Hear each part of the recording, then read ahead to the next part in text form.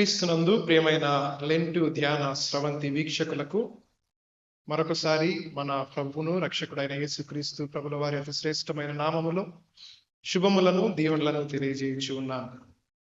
మరొకసారి మీ అందరితో కలిసి ఇటు రీతిగా ఈ దైవ ధ్యానములో సమయం గడపటానికి ఆ దేవాది దేవుడు నాకు అనుగ్రహించినటువంటి ఈ గొప్ప భాగ్యమును బట్టి మొట్టమొదట ఆ దేవాది దేవునికి నా నిండు హృదయపూర్వక కృతజ్ఞతలను తెలియజేయచ్చు ఉన్నాను. అదే విధముగా మన రాయలసీమ అధ్యక్ష మండలమును దిగ్విజయముగా విజయపదములో నడిపించుచున్నటువంటి మన ప్రియతమ బిషప్ గౌరవనీయులు the right reverend doctor Peyyala Isaac Varaprasad తండ్రుల వారికి మరొకసారి ఇటు అవకాశము నాకు అనుగ్రహించినందులకు గాను నా హృదయపూర్వక కృతజ్ఞతలను తెలియజేయుచున్నాను. అదేవిధంగా శ్రీమతి సిడి భారతి ఐజక్ తల్లి గారికి ప్రశాంతనకు సుశాంత్కు కూడా నా కృతజ్ఞతలను తెలియజేయుచున్నాను. అదేవిధంగా రాయలసీమ అధ్యక్ష మండల ఆఫీస్ బేరర్స్ అందరికీ కూడా నా హృదయపూర్వక కృతజ్ఞతలను తెలియజేయుచున్నాను. ప్రత్యేకించి యవనస్తుల ఆధ్యాత్మిక ఎదుగుదల కొరకు గత 2 సంవత్సరములుగా ఈ లెంటు ధ్యాన స్రవంతి అను కార్యక్రమమును దిగ్విజయముగా ముందుకు కొనసాగించుతున్నటువంటి అధ్యక్ష మండలపు యూత్ బోర్డ్ చైర్మన్ అయిన రెవరెండ్ పిడిఎస్జే బెన్హర్ బాబు గారికి, యూత్ బోర్డ్ డైరెక్టర్ అయినటువంటి శ్రీ ఆనిస్ మోసెస్ నాషి అన్న గారికి కూడా నా కృతజ్ఞతలను తెలియజేయచ్చు ఉన్నాను. వాక్య ధ్యానములోనికి వెళ్ళడానికి ముందు దేవుని వాక్యమును మనము చదువుకుందాం. పరిశుద్ధ గ్రంథము నుండి ప్రవక్త అయిన యెషయా గ్రంథము 50వ అధ్యాయము 6వ వచనం. Isaiah 50th chapter 6th verse. కొట్టువారికి నా వీపును అప్పగించితిని, వెంట్రుకలు పెరికివేయు వారికి నా చెంపలను అప్పగించితిని, ఉమ్మివేయు వారికి అవమానపరచు వారికి నా ముఖమును దాచుకొనలేదు. అందరము తలలు వంచి చిన్న ప్రార్థన చేసుకొని వాక్య ధ్యానములో ముందుకు కొనసాగుదాం. మహాపరిశుద్ధుడా, కృపగలిగిన తండ్రి, జీవము కలిగిన దేవా, ఈ ఉదయకాల సమయము మరొకసారి నీ పరిశుద్ధ సన్నిధిలో నీ ప్రియమైన బిడ్డలముగా మేమందరము కూడా కలిసి ఈ వాక్య ధ్యానములో కొనసాగుటకు మరొక నూతన దినమును మీరు మాకు అనుగ్రహించినందుకు నీకు వందనాలు, స్తోత్రములు, కృతజ్ఞతలను చెల్లించుచు ఉన్నాం. దయగల దేవా, నీ పరిశుద్ధ వాక్యమును ఇప్పుడు మేము వినబోతూ ఉండగా నా నోటి మాటలను మా అందరి హృదయ ధ్యానములను నీ దృష్టికి అంగీకారములుగా చేసుకొని నా నోటి ద్వారా ఇప్పుడు నీవే ఈ ప్రియబిడ్డలందరితో నీ వాక్యాన్ని మాట్లాడమని యేసు నామమున వేడుకొనుచున్నాము తండ్రి. ప్రియమైనటువంటి వారలారా, ఈ దిన వాక్య ధ్యానము కొరకు ఏర్పాటు చేయబడిన వాక్య ధ్యాన అంశము ఏమిటి అనంటే త్యాగము, ద సాక్రిఫైస్ అనే అంశాన్ని గురించి మనము వాక్యం ధ్యానం చేస్తాం. మనకు పరిశుద్ధ బైబిల్ గ్రంథములో అనేక పర్యాయాలు త్యాగానికి సంబంధించినటువంటి వివరణలు, ఉదాహరణలు అనేకులు మనకు కనపడతాయి. అయితే మనకందరికీ తెలిసినటువంటి విషయాలను ఒక 2 ఉదాహరణలు లేదా 2 యథార్థ సంఘటనలను నేను జ్ఞాపకం చేస్తాను. త్యాగము అనంటే మనకు మొట్టమొదట గుర్తొచ్చేటువంటి విషయము ఏమిటి అనంటే, దేవుడు అబ్రహామును పిలిచి నాకు బలియాగముగా నీ కుమారుణ్ణి ఇస్తావా అని అడిగినప్పుడు, అతని విశ్వాసాన్ని పరీక్షించినప్పుడు, తన వృద్ధాప్య దశలో దేవుడు ఒక బహుమానముగా అబ్రహాముకు ఇచ్చినటువంటి కుమారుడైన ఇస్సాకును బలియాగముగా, త్యాగముగా అర్పించడానికి తన తండ్రి పూనుకున్నటువంటి సన్నివేశము ఒకటి. మరొక సందర్భములో రూతు మరియు నయోమిని గురించినటువంటి వివరణ మనము చూడగలిగితే, భర్త చనిపోయిన తరువాత అత్తను విడిచిపెట్టకుండా, తన సొంత జీవితాన్ని చూసుకోకుండా, తన పుట్టిన ఇంటికి వెళ్ళిపోకుండా, తన అత్త క్షేమాన్ని కోరి అత్తతోనే నిలవబడి తన జీవితం అంతా కూడా త్యాగము చేసుకొని, తన అత్త కొరకు త్యాగము చేసుకొని బ్రతికినటువంటి రూతును గురించి కూడా మనం తెలుసుకుంటాం. సో ఇవి బైబిల్ గ్రంథంలో మనకున్న ఇవ్వబడినటువంటి ఉదాహరణలు ఇంకా చాలా ఉన్నాయి. అయితే ఈ రెండింటిని మాత్రమే నేను ప్రస్తావిస్తాను. అయితే త్యాగమునకు సంబంధించి ఒక వివరణను మనము చూడగలిగితే, ఆక్స్ఫర్డ్ డిక్షనరీలో ఈ త్యాగానికి సంబంధించి ప్రస్తావించబడిన వివరణ ఏమిటి అనంటే, sacrifice to give up something that is valuable for us for the sake of helping others or to do a great thing. So మనకు ఎంతో విలువైనటువంటి దానిని, మన జీవితంలో ఎంతో ప్రాముఖ్యము విలువైనటువంటి దానిని ఇతరుల కొరకు, ఇతరుల సంతోషము కొరకు విడిచిపెట్టడము, లేదా ఏదైనా ఒక గొప్ప కారణము కొరకు వదులుకోవడము అనే వివరణ ఇవ్వబడతా ఉంది. సో ఇది మనకు యథావిధిగా మనకు తెలుగులో తెలుసుకున్నటువంటి ఒక అంశం. అయితే ఈ త్యాగములన్నిటికీ మించి, ఇప్పుడు చెప్పబడినటువంటి మాటలకన్నిటికీ మించి ఒక బృహత్తరకరమైనటువంటి త్యాగము మన జీవితాలలో జరిగినటువంటి సందర్భం. ఏంటి ఈ త్యాగము? ఎవరు చేసినారు? మనము చేసిందా, లేకపోతే మన కొరకు ఇంకొకరు ఎవరైనా చేసిందా అని మనం ఆలోచించాలి. యేసుక్రీస్తు ప్రభుల వారు మనందరి సంరక్షణ కొరకై ఆయన తన ప్రాణాన్ని త్యాగం చేసినాడు. మనమందరము చేసినటువంటి పొరపాటులు, తప్పిదముల కొరకై ఆయన తన మీద ఆ భారాన్ని వేసుకున్నాడు. మనము బైబిల్ గ్రంథంలో చూడగలిగితే అసలు ఎందుకు చేయాల్సి వచ్చింది, యేసుక్రీస్తు ప్రభుల వారు ఎందుకు ఆ త్యాగం చేయాల్సి వచ్చింది అని గమనించగలిగితే, దేవునికి మనందరి జీవితాలను ఎంతో భిన్నంగా, ఎంతో ఆశీర్వాదకరంగా నడిపించాలని కోరిక. మనమందరం కూడా ప్రత్యేకించబడినటువంటి జనాంగముగా, దేవునికి ఇష్టమైనటువంటి బిడ్డలముగా బ్రతకాలని ఒక కోరిక ఆయన. అలాగే తెస్సలోనికైలకు రాయబడినటువంటి మొదటి పత్రిక 4వ అధ్యాయము 3వ వచనములో ఆయన ఒక మాట మాట్లాడుతూ ఉన్నాడు. మనందరి జీవితాలలో ఒక ప్రత్యేకమైనటువంటి చిత్తము దేవునికి ఉంది. ఏంటి ఆ చిత్తము అని అంటే, తెస్సలోనికైలకు రాయబడినటువంటి మొదటి పత్రిక 4వ అధ్యాయము 3వ వచనములో, మీరు పరిశుద్ధులగుటయే, అనగా మీరు జారత్వమునకు దూరముగా ఉండుటయే దేవుని చిత్తము. మనల్నందరినీ కూడా పరిశుద్ధులముగా బ్రతకడము కోసము ఆయన పిలుచుకున్నాడు. ఈ లోకములో నేను క్రీస్తు విశ్వాసిని అని చెప్పుకుంటా ఉన్న నువ్వు, నేను, అందరము కూడా ఆయన పరిశుద్ధతలో బ్రతకాలా అనేది ఆయన చిత్తమై ఉన్నది. అయితే దురదృష్టవశాత్తు మనకి ఈ విషయం తెలుసు, దేవునికి ఇష్టంగా మనం బ్రతకాలా అని కోరుకుంటా ఉన్నాడని తెలిసినా చాలా సందర్భాలలో మనము ఏమైతుందిలే, దేవుడే కదా, ఆయన మనల్ని ప్రేమించేవాడు కదా, క్షమించేవాడు కదా అని చిన్న చిన్న పాపములు తెలిసి కొన్నిసార్లు, తెలియక కొన్నిసార్లు చేస్తూ ఆయన చిత్తమును పొందుకోలేకపోతా ఉన్నాం. ఏంటి మరి నేనేం చేస్తా ఉన్నా? నేనేమైనా పెద్ద పెద్ద ఘోర పాపములు చేస్తా ఉన్నానా? నేను ఎవరినైనా హత్య చేస్తా ఉన్నానా? లేకపోతే ఇంకోటి ఏమైనా చేస్తా ఉన్నానా? నేను రోజు ఉదయం లేచి ప్రార్థన చేసుకుంటా, బైబిల్ చదువుకుంటా, వాక్య ధ్యానములో ఉంటా, చర్చికి క్రమంగా వెళ్తా, సంఘములో జరిగే ప్రతి కార్యక్రమంలో నేను తప్పనిసరిగా పాల్గొంటాను. మరి నేనేం చేస్తా ఉన్నా? నేనేం తప్పులు చేయలేదు కదా, నేనేం పాపం చేయలేదు కదా అని మనం అనుకోవచ్చు. అయితే బైబిల్ గ్రంథములో చెప్పబడినటువంటి కొన్ని మనకు తెలియకుండా మనము చేసేటువంటి పాపాల గురించి నేను వివరిస్తా, ఆ తప్పిదములను గురించి నేను వివరిస్తా. ఏంటి ఇవి అనంటే, మనకు ఇవి చేస్తే దేవునికి ఇష్టం లేకుండా మనం బ్రతుకుతామా అని కూడా మనకు అనిపిస్తుంది కొన్నిసార్లు. ఏంటి ఈ తప్పిదములు, ఏంటి పాపములు అనంటే, మొట్టమొదటిది నిర్గమాకాండము 20వ అధ్యాయము 16వ వచనములో చెప్పబడినటువంటి ఒక ఆజ్ఞ. దేవుడు మనకిచ్చినటువంటి 10 ఆజ్ఞలలో ఒక ఆజ్ఞ ఏంటిది అనంటే, నీ పొరుగువాని మీద అబద్ధ సాక్ష్యము పలకకూడదు. సో మనము చాలాసార్లు అనుకుంటాము, ఏమైతుందిలే, ఏదో చిన్న అబద్ధం మనము వాళ్ళ మీద చెప్తే ఏం జరుగుతుంది, వాళ్ళకేమైతుంది లేదా మనకేమైతుంది అని మనం అనుకోవచ్చు.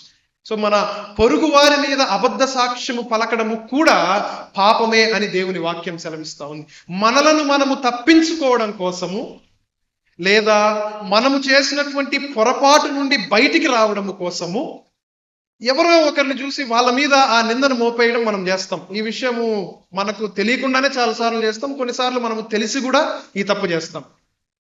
ఆ నింద మన మీదికి రాకుండా మనము తప్పించుకొనడం కోసం ఇంకొకరిని బలి చేస్తాం. మొదటిది, ఇది తప్పు, ఇది పాపము అని దేవుని వాక్యం సెలవిస్తా ఉంది. రెండవది, నేను ఇంకొక విషయం జ్ఞాపకం చేస్తాను. ఏంటి అది అని అంటే, ఎఫెసీయులకు రాయబడినటువంటి పత్రిక 4వ అధ్యాయము 29వ వచనం, వినువారికి మేలు కలుగునట్లు అవసరమును బట్టి క్షేమాభివృద్ధికరమైన అనుకూల వచనమే పలుకుడి గాని దుర్భాష ఏదైనను మీ నోట రానీయకుడి.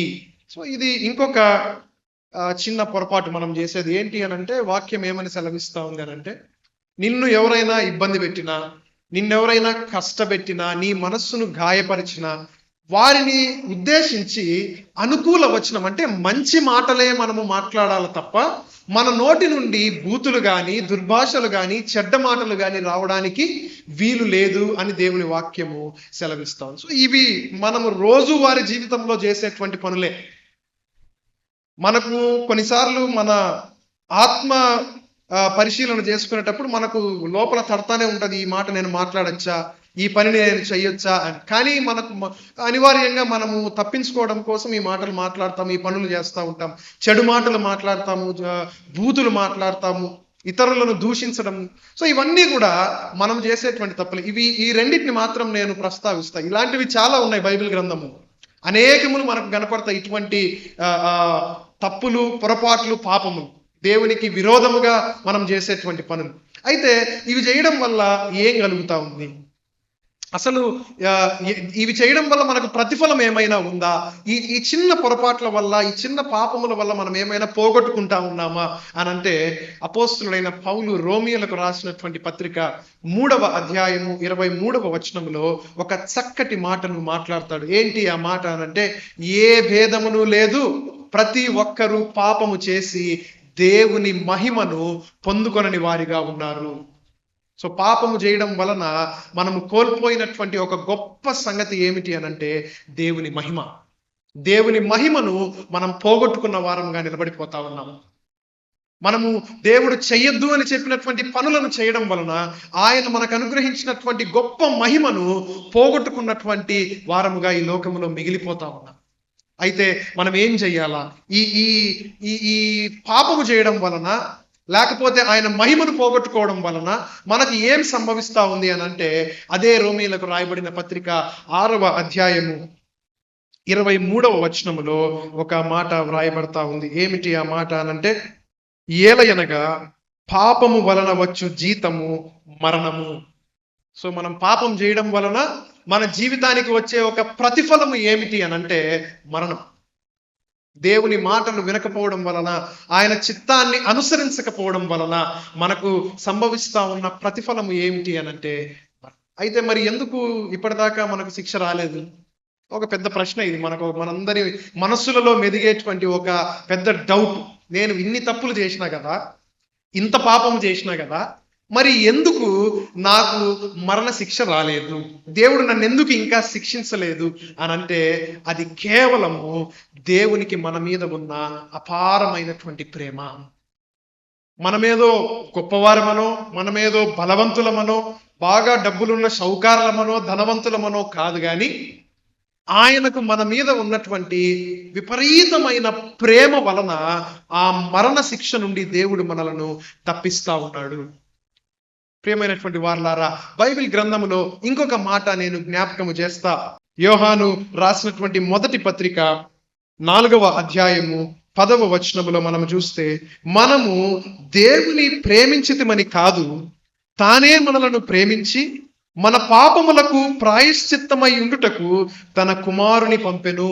మనము దేవుణ్ణి ప్రేమిస్తా ఉన్నామని కాదు, మనము చర్చికి పోయి ప్రార్థన చేస్తా ఉన్నామని కాదు, మనము సంఘ కార్యక్రమాలలో పాలుపంపులు తీసుకుంటా ఉన్నామని కాదు, మన జీవితం ఏదో గొప్పది అని కాదు, మనమేదో ఆడంబరమైనటువంటి జీవితం బ్రతుకుతా ఉన్నామని కాదు, మనము దేవుణ్ణి ప్రేమిస్తా ఉన్నామని కాదు, కానీ దేవుడు మనలను ప్రేమించిన కారణము చేత మనము ఆ శిక్షకు గురి కాకుండా దేవుడు ప్రాయశ్చిత్తముగా తన కుమారుడైన యేసుక్రీస్తు ప్రభుల వారిని ఈ లోకానికి పంపించినాడు. ఆయన ఈ లోకానికి వచ్చి మనకు ప్రతిగా, మనకు బదులుగా ఆయన ఆ శిక్షను అనుభవించినాడు. మనము అనునిత్యము ధ్యానం చేయాల్సినటువంటి ఈ మాట, ఎప్పుడు గుర్తు చేసుకోవాల్సినటువంటి ఈ మాట, మనము గొప్పవారము కాదు, మనము అందరికంటే శ్రేష్ఠులము కాదు, మనము బలవంతులము కాదు, కేవలము యేసు క్రీస్తు ప్రభుల వారికి మన మీద కలిగినటువంటి అపారమైన ప్రేమ వలన ఆయన మనల్ని ఈరోజు జీవించగలిగినటువంటి వారముగా, జీవము కలిగినటువంటి బ్రతుకులను మనకు అనుగ్రహిస్తా ఉన్నాడు. ప్రియమైనటువంటి వారల, ఈ జీవితముతో పాటుగా ఆయన చేస్తా ఉన్నటువంటి ఇంకొక పని ఏంటి అనంటే, ఒక గొప్ప త్యాగం. ఈ భూప్రపంచం మీద మునుపెన్నడూ జరగనటువంటి ఒక గొప్ప త్యాగపూరితమైనటువంటి కార్యమును ఆయన జరిగిస్తా ఉన్నాడు. ఏంటి ఆ కార్యము అని అంటే, మనము చూడగలిగితే దేవుని పరిశుద్ధ వాక్యములో హెబ్రీయులకు రాయబడినటువంటి పత్రిక 9వ అధ్యాయము 28వ వచనములో ఒక మాట ప్రస్తావించబడతా ఉంది. హెబ్రీయులకు రాయబడిన పత్రిక 9వ అధ్యాయము 28వ వచనం, అలాగుననే క్రీస్తు కూడా అనేకుల పాపములను భరించుటకు ఒక్కసారే అర్పింపబడెను. ఈ దినము ఈ వేకువజామున వాక్యము వింటా ఉన్న మనందరి కోసము, వాక్యములో ఏకీభవిస్తూ పశ్చాత్తాపముతో ఉన్నటువంటి మనందరి కోసము ఆయన ఒక్కమారే తన ప్రాణమును ప్రాయశ్చిత్తముగా అర్పించి ఉన్నాడు. ఒక్కసారి. ఇంకొక మాట నేను జ్ఞాపకము చేస్తా.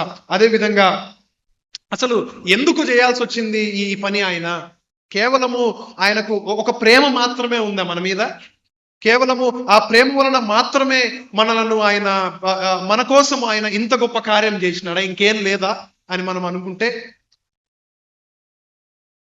యోహాను సువార్తికుడు ప్రస్తావిస్తున్నట్టుగా పరిశుద్ధ యోహాను సువార్త 10వ అధ్యాయము 11వ వచనములో ఒక చక్కటి మాట వ్రాయబడతా ఉంది. పరిశుద్ధ యోహాను సువార్త 10వ అధ్యాయము 11వ వచనములో మనము గమనించగలిగితే, నేను గొర్రెలకు మంచి కాపరిని, మంచి కాపరి తన గొర్రెల కొరకు తన ప్రాణమును పెట్టును.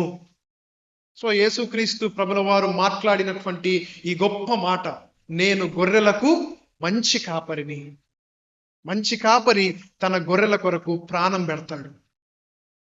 మనము గొర్రెలు అనంటే ఈ మధ్య కాలంలో మనం చూస్తూ ఉంటాం, క్రైస్తవులంతా గొర్రెలని ఇంకొకటని మన మీద ఏదో మాటలు మాట్లాడడం ఇవన్నీ కనపడతా ఉంటాయి. కానీ యేసు ప్రభుల వారు చెప్పినటువంటి సందర్భము, ఆయన ఉద్దేశం వేరు. తెలియక తప్పిదాలు చేస్తా ఉన్నటువంటి ప్రజలు వీళ్ళు, నా ప్రజలు, నా మందకు సంబంధించినటువంటి వారు, నాకు ప్రియమైనటువంటి బిడ్డలు. వీరు పొరపాట్లు చేసి వారి మీదకి శిక్షను తెచ్చుకుంటే ఆ శిక్షను నేను భరిస్తాను. మంచి కాపరి తన గొర్రెల కొరకు తన ప్రాణమును పెట్టును. ఆయన తన ప్రాణాన్ని నీ కోసము, నా కోసము కలువరి శిలువ మీద త్యాగముగా, బలి అర్పణగా అనుగ్రహించినాడు.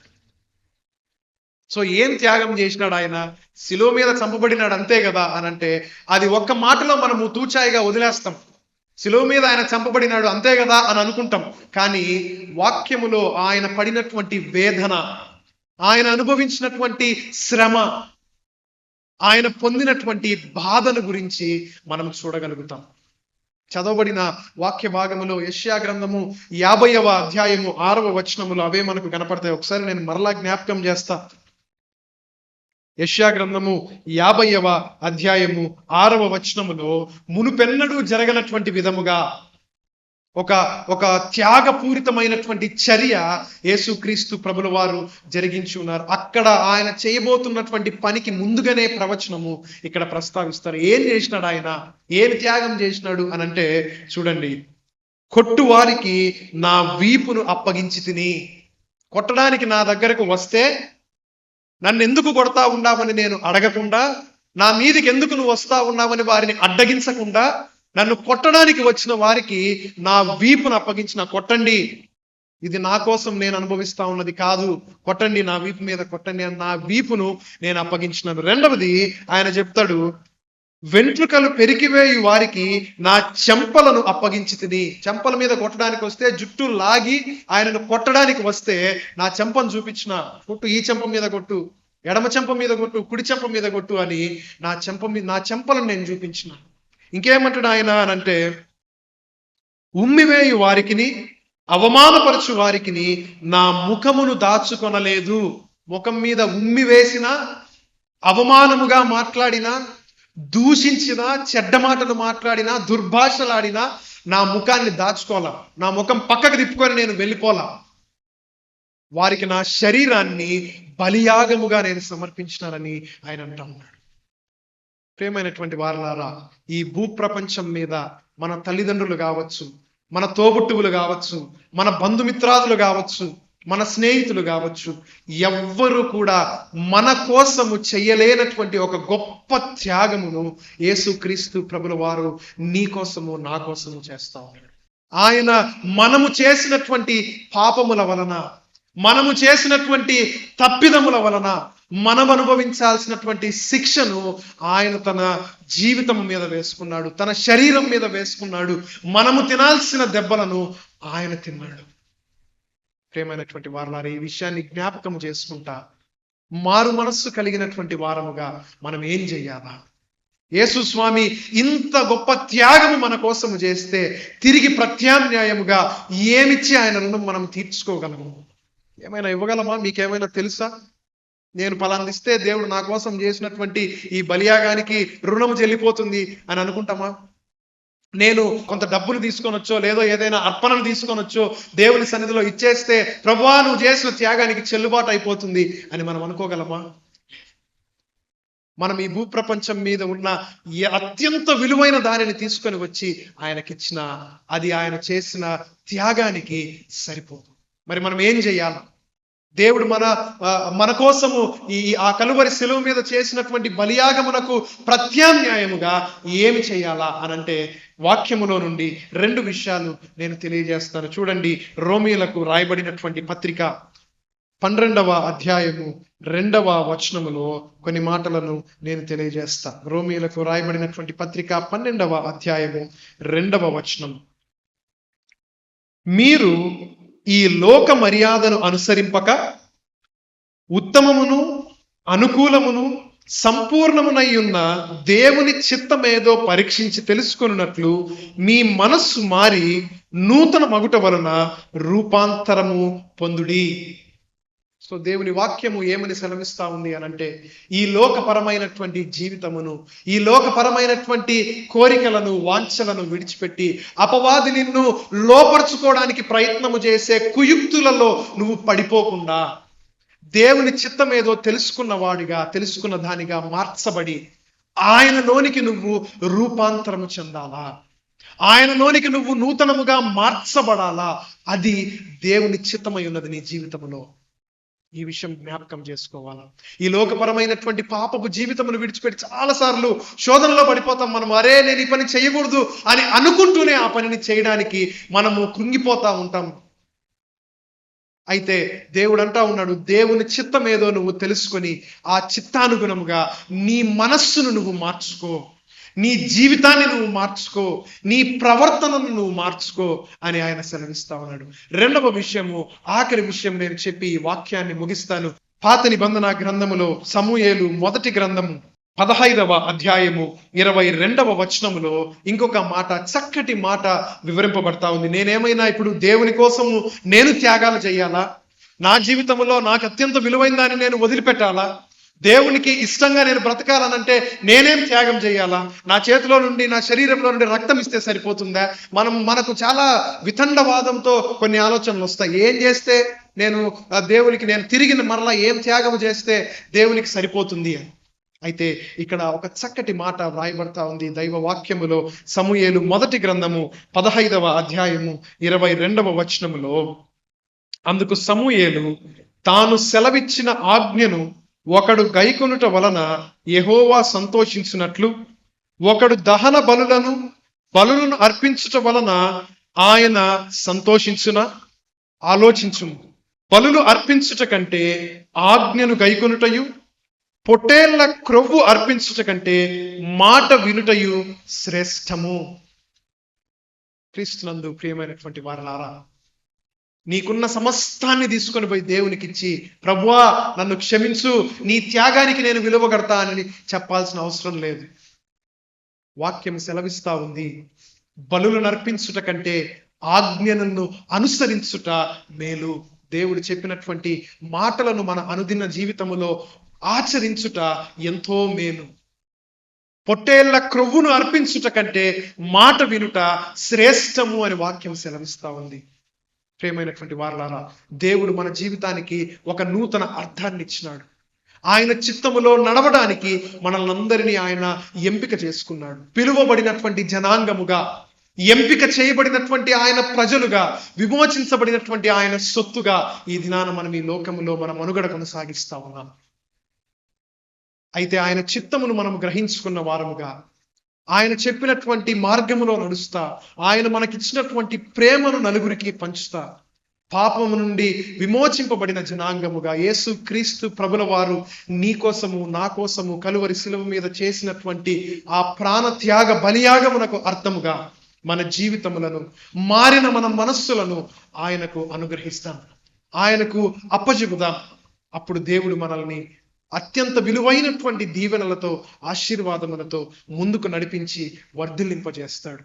అటువంటి పరలోక దీవెనలతో మీరందరూ దీవించబడినట్లు పరిశుద్ధాత్మ దేవుడు ఇప్పుడు సదాకాలము మనల్ని అందరినీ అనుగ్రహించి దీవించునుగాక. అందరము తలలు వంచి చిన్న ప్రార్థన చేసుకొని ఈ వాక్య ధ్యానమును ముగించుకుందాం. కృపగల మా తండ్రి, దయగలిగిన దేవా, మరొకసారి విత్తబడినటువంటి వాక్యమును మా నాయన మా హృదయములలో మీరు నీరు కట్టి ఫలింపచేసి వాక్యానుగుణమైనటువంటి జీవితమును మేము కలిగి ఉండడానికి, ఈ లోకములో పాపము చేయుట వలన మరణమునకు పాత్రులముగా, మరణములోనికి కృంగిపోతున్నటువంటి జనములుగా మా ప్రభువా నిస్సహాయ స్థితిలో మేము మిగిలిపోయినప్పుడు, మా ఎడల నీకున్నటువంటి అపారమైన ప్రేమతో, మా ఎడల నీకున్నటువంటి విస్తారమైనటువంటి క్షమాగుణముతో మమ్మను క్షమించి నీ హక్కును మమ్మను చేర్చుకొని నీ ప్రియసుతుని మా ప్రభువా మా పాపములకు ప్రతిగా ఆయన ఆ భారమును మోయడానికి, మేము అనుభవించాల్సినటువంటి దోష శిక్షను మా తండ్రి ఆయన తన భుజాల మీద వేసుకొని ఆ శిక్షను అనుభవించడానికి ఆయన నీ లోకానికి పంపించినాం. కలువరి శిలువ మీద ప్రభువా ఆయన చేసినటువంటి ఆ బలియాగమును, ఆ త్యాగపూరితమైనటువంటి క్రియను మేము జ్ఞాపకము చేసుకుంటూ మారినటువంటి మా హృదయాలను నీకు అనుగ్రహించడానికి మాకు కావలసినటువంటి మార్పును అనుగ్రహించండి. దయగల దేవా, ఈ వాక్యం అంతటిని కూడా మా హృదయాలలో నింపుకున్న వారముగా, మార్పు చెందినటువంటి జీవితములలో ఈ లెంట్ కాలములో, మరొక సంవత్సరములో, గత కాలం అంతా కూడా తెలుసో తెలియకో మేము చేసినటువంటి చిన్నపాటి పొరపాట్లను, తప్పిదములన్నిటినీ కూడా నీ సన్నిధిలో ఒప్పుకుంటూ మమ్ములను క్షమించుమని, నీ నిత్య రాజ్యమునకు మమ్మను వారసులుగా, వారసురాలుగా చేసుకొని నీ కృపదైశ్వర్యములతో దీవించుమని మా ప్రభు అయిన క్రీస్తు నామమున అటు వినయముతో బతిమాలి వేడుకొనుచున్నాము తండ్రి.